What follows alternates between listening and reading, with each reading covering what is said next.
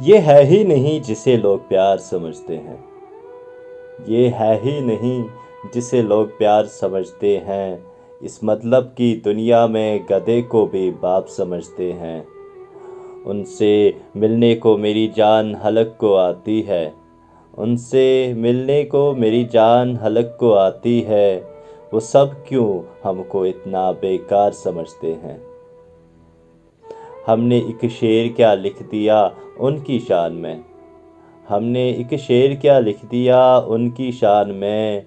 वो हमको भी आपकी तरह कलमकार समझते हैं।